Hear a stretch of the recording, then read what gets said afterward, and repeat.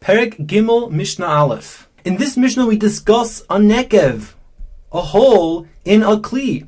When does a hole in a kli deem it broken and therefore unable to become tameh? Meaning you have this kli over here, and in the bottom of a kli, a hole developed. And the question is, how big does this hole need to be to ruin this vessel and make it not susceptible to tumah?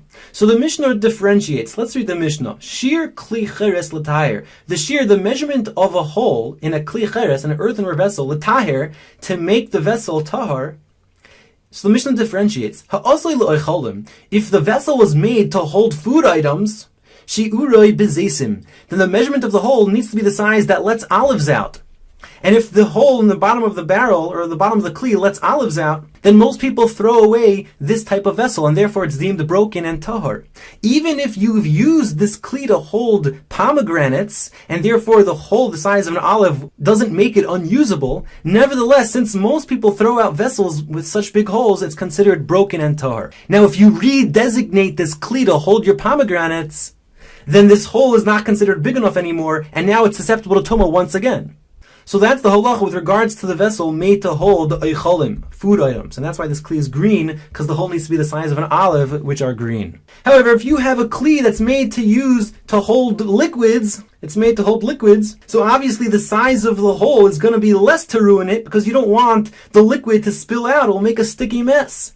So the Mishnah says, Ha'asoi l'mashkin, if the vessel was made for drinks, shi'uroi b'mashkin. The measurement of the hole to ruin the vessel is b'mashkin, the hole that's big enough to let mashkin in.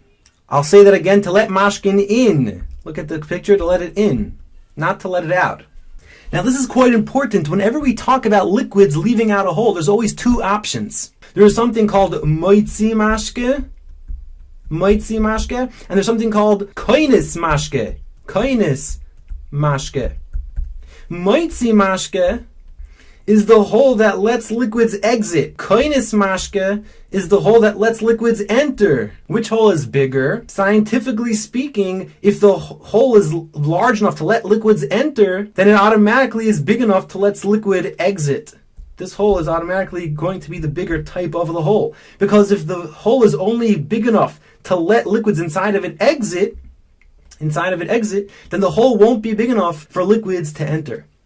And the hole that ruins the vessel made for water is this bigger type of hole of koinis mashke. So let's go back to our vessel here. The hole needs to be koinis mashke. That's to let liquids enter. And that ruins this vessel and makes it not susceptible to tumah. So this halacha is actually very applicable these days if you have a hole in your nigelwasser cup. If your hole in your nigelwasser cup is koinis mashka, if the hole is big enough that lets liquid enter into that hole, then your nigelwasser cup is not usable. It's not considered a kli anymore. So let's read the Mishnah inside again. Ha'asoi l'mashkin, if the kli is made for liquids, shi'uroi b'mashkin, then the hole, the size hole is the measurement of koinis mashke.